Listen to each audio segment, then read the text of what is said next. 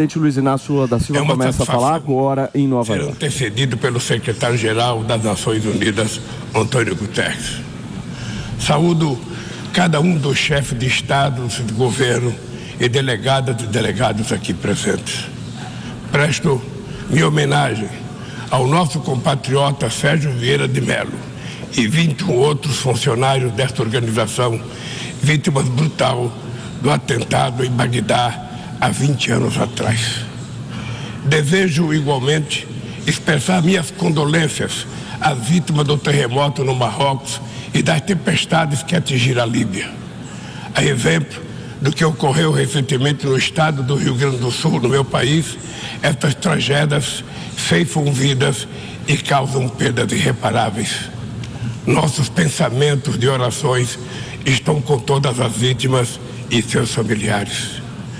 Senhoras e senhores, há 20 anos ocupei essa tribuna pela primeira vez e disse naquele 23 de setembro de 2003 que minhas primeiras palavras diante deste Parlamento Mundial sejam de confiança na capacidade humana de vencer desafios e evoluir para formas superiores de convivência. Volto hoje para dizer que mantenho minha inabalável confiança na humanidade. Naquela época, o mundo ainda não havia se dado conta da gravidade da crise climática. Hoje, ela bate às nossas portas, destrói nossas casas, nossas cidades, nossos países, mata e impõe perdas e sofrimentos a nossos irmãos, sobretudo aos mais pobres. A fome, tema central da minha fala neste Parlamento Mundial 20 anos atrás, atinge hoje 735 milhões de seres humanos que vão dormir esta noite sem saber se terão o que comer amanhã. O mundo está cada vez mais desigual. Os 10 maiores bilionários possuem mais riqueza que os 40% mais pobres da humanidade. O destino de cada criança que nasce nesse planeta parece traçado ainda no ventre de sua mãe. A parte do mundo em que vivem seus pais e a classe social a qual pertence sua família irão determinar se essa criança terá ou não oportunidades ao longo da vida. Se irá fazer todas as refeições. Rápido break para você que está no rádio, são 10:55. Tomar café de manhã, almoçar e jantar diariamente. Se terá acesso à saúde ou se irá sucumbir a doenças que já podiam ter sido erradicadas. Se completará os estudos e conseguirá um emprego de qualidade ou se fará parte da legião de desempregados, subempregados e desalentados que não para de crescer. É preciso, antes de tudo, vencer a resignação que nos faz aceitar tamanha injustiça como fenômeno natural. Para vencer a desigualdade, falta vontade política daqueles que governam o mundo. Senhoras e senhores, se hoje eu retorno na honrosa condição de presidente do Brasil, é graças à vitória da democracia em meu país. A democracia garantiu que superássemos o ódio, a desinformação e a opressão.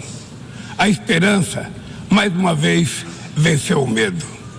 Nossa missão é unir o Brasil e reconstruir um país soberano, justo, sustentável, solidário, generoso e alegre. O Brasil está se reencontrando consigo mesmo, com nossa região, com o mundo e com o multilateralismo. Como não me canso de repetir, o Brasil está de volta. Nosso país está de volta para dar sua devida contribuição ao enfrentamento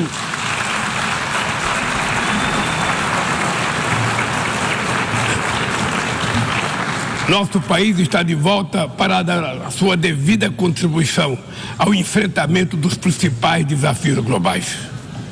Resgatamos o universalismo da nossa política externa, marcada por diálogo respeitoso com todos. A comunidade internacional está mergulhada em um turbilhão de crises múltiplas e simultâneas. A pandemia da Covid-19, crise climática e a insegurança alimentar e energética ampliada por crescentes tensões geopolíticas. O racismo, a intolerância e a xenofobia se alastram, ativadas por novas tecnologias criadas supostamente para nos aproximar.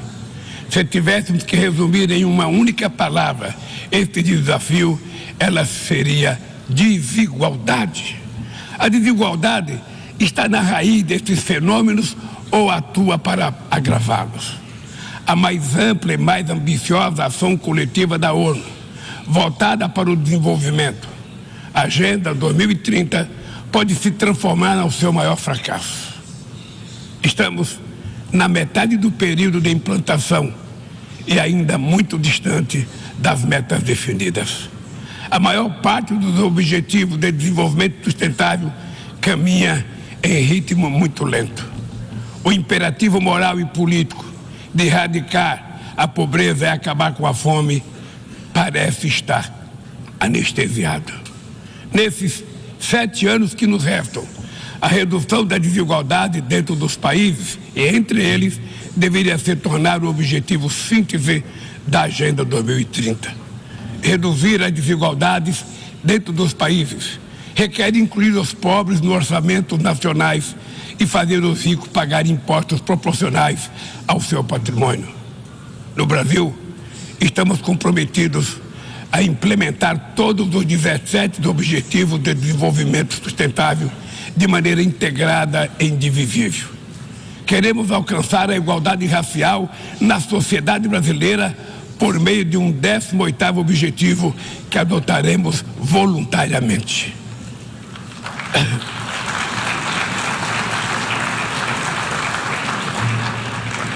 Lançamos o Plano Brasil Sem Fome, que vai reunir uma série de iniciativas para reduzir a pobreza e a insegurança alimentar. 11 horas da manhã e o presidente Lula está falando agora, lá na ONU. Se tornou referência mundial em programa de transferência de renda para famílias que mantêm suas crianças vacinadas e na escola. Inspirados na brasileira Berta Lutz, pioneira na defesa da igualdade de gênero na Carta da ONU, aprovamos a lei que torna obrigatória a igualdade salarial entre mulheres e homens no exercício da mesma função.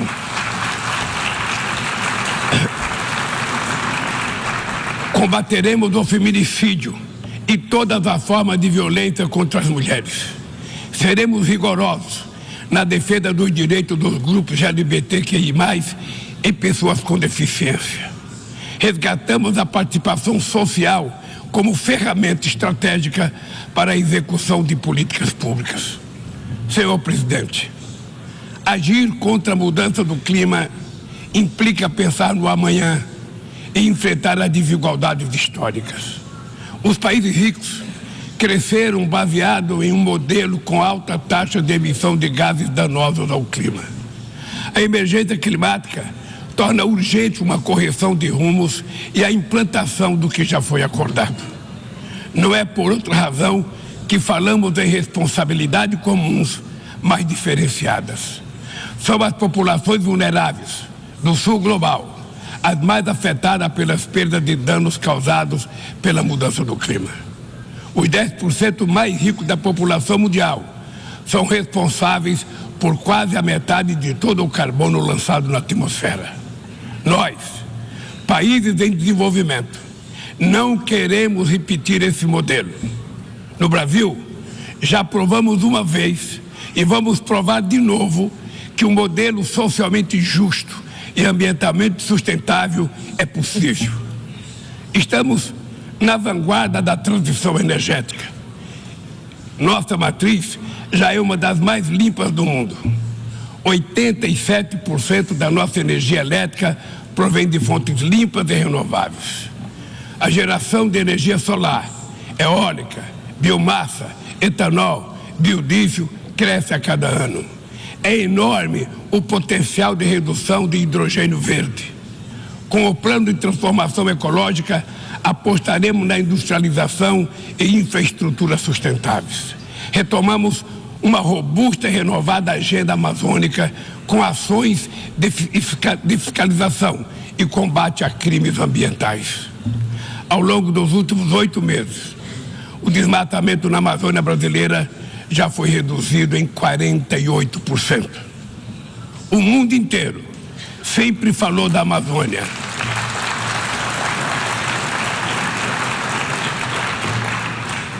O mundo inteiro sempre falou da Amazônia. Agora é a Amazônia que está falando por si mesma. Sediamos há um mês a cúpula de Belém no coração da Amazônia e lançamos uma nova agenda de colaboração entre os países que fazem parte daquele bioma. Somos 50 milhões de sul-americanos, amazônidas, cujo futuro depende da ação decisiva e coordenada dos países que detêm soberania sobre os territórios da região. Também aprofundamos o diálogo com outros países detentores de florestas tropicais da África e da Ásia.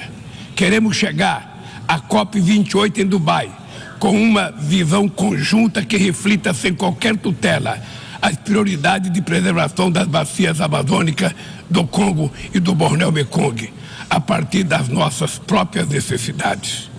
Sem mobilização de recursos financeiros e tecnológicos, não há como implementar o que decidimos no Acordo de Paris e no Marco Global da Biodiversidade. A promessa de destinar 100 bilhões de dólares anualmente para os países em desenvolvimento permanece apenas isso, uma longa promessa. Hoje, este valor seria insuficiente para uma demanda que já chega à casa dos trilhões de dólares. Senhor Presidente, o princípio sobre o qual se assenta o multilateralismo, o da igualdade soberana entre as nações, vem sendo corroído. Nas principais instâncias da governança global, negociações em que todos os países têm voz e voto perderam o fôlego. Quando as instituições reproduzem as desigualdades, elas fazem parte do problema e não da solução. No ano passado, o FMI disponibilizou 160 bilhões de dólares em direitos especiais de saque para países europeus e apenas 34 bilhões para os países africanos. A representação desigual e distorcida na direção do FMI e do Banco Mundial é inaceitável. Não corrigimos os excessos da desregulação dos mercados e da apologia do Estado mínimo. As bases de uma nova governança econômica não foram lançadas. Os BRICS surgiu na esteira desse mobilismo e constitui uma plataforma estratégica para promover a cooperação entre países emergentes. A ampliação recente do grupo na cúpula de Joanesburgo fortalece a luta por uma ordem que acomoda a pluralidade econômica, geográfica e política do século XXI. Somos uma força que trabalha em prol de um comércio global mais justo, num contexto de grave crise do multilateralismo. O protecionismo dos países ricos ganhou força e a Organização Mundial do Comércio permanece paralisada, em especial o seu sistema de solução de controvérsias. Ninguém se recorda da rodada do desenvolvimento de Doha. Nesse íntere, o desemprego e a precarização do trabalho minaram a confiança das pessoas em tempos melhores, em especial os jovens do mundo. Os governos precisam romper com a dissonância cada vez maior entre a voz do mercado e a voz das ruas. O neoliberalismo agravou a desigualdade econômica e política que hoje assola as democracias. Seu legado é uma massa de deserdados e excluídos. Em meio aos seus escombros, surgem aventureiros de extrema-direita que negam a política e vendem soluções tão fáceis quanto equivocadas. Muitos sucumbiram à tentação de substituir um neoliberalismo falido por um nacionalismo primitivo, conservador e autoritário.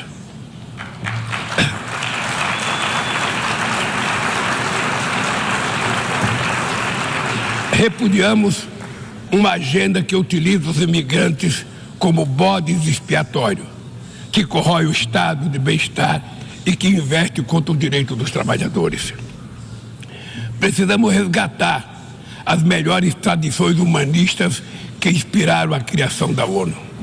Políticas ativas de inclusão nos planos cultural, educacional e digital são essenciais para a promoção dos valores democráticos e da defesa do Estado de Direito.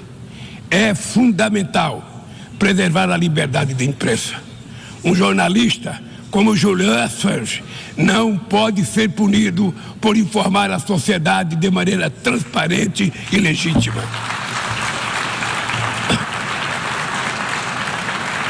Nossa luta é contra a desinformação e os crimes cibernéticos. Aplicativos e plataformas não devem abolir as leis trabalhistas pelas quais tanto lutamos. Ao assumir a presidenta do G20 em dezembro próximo, não mediremos esforços para colocar no centro da agenda internacional o combate às desigualdades e todas as suas dimensões.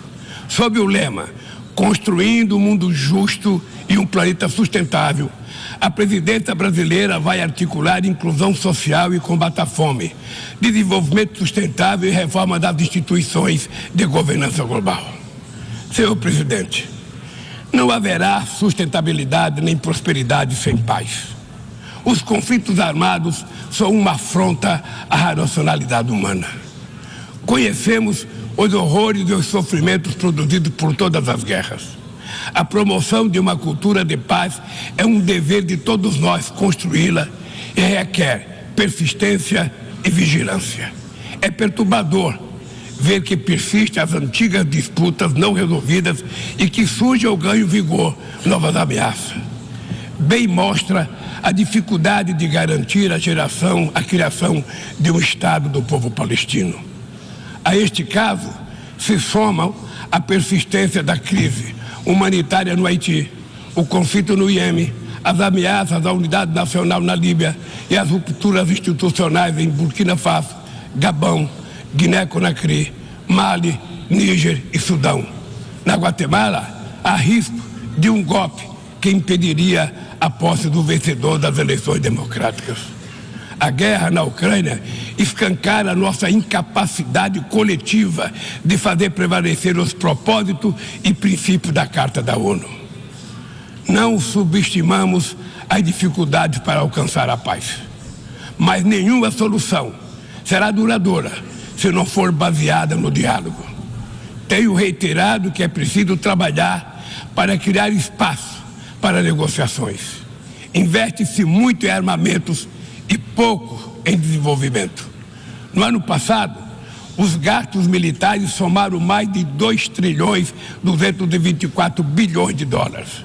As despesas com armas nucleares chegaram a 83 bilhões de dólares, valor 20 vezes superior ao orçamento regular da ONU. Estabilidade e segurança não serão alcançadas onde há exclusão social e desigualdade. A ONU nasceu para ser a casa do entendimento e do diálogo. A comunidade internacional precisa escolher.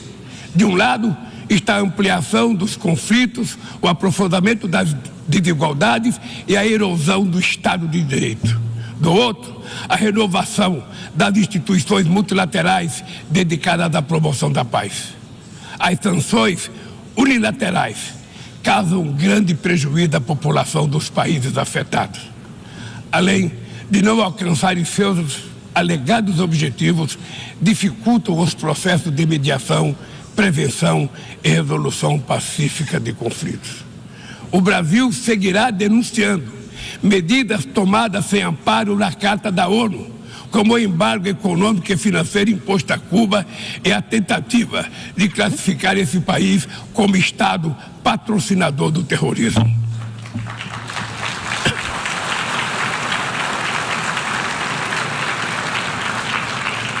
Continuaremos críticos a toda tentativa de dividir o mundo em zona de influência e de reeditar a Guerra Fria. O Conselho de Segurança da ONU vem perdendo progressivamente a sua credibilidade. Essa fragilidade decorre, em particular, da ação de seus membros permanentes, que travam guerras não autorizadas em busca de expansão territorial ou de mudança de regime. Esta paralisia é a prova mais eloquente da necessidade e urgência de reformá-lo, conferindo-lhe maior representatividade e eficácia. Senhoras e senhores, a desigualdade precisa inspirar indignação. Indignação com a fome, a pobreza, a guerra, o desrespeito ao ser humano. Somente movidos pela força da indignação, poderemos agir com vontade e determinação para vencer a desigualdade e transformar efetivamente o mundo a nosso redor. A ONU precisa cumprir seu papel de construtora de um mundo mais justo, solidário e fraterno. Mas só o fará se seus membros tiverem a coragem de proclamar sua indignação com a desigualdade e trabalhar incansavelmente para superá-la. Eu quero dizer muito obrigado a todos vocês.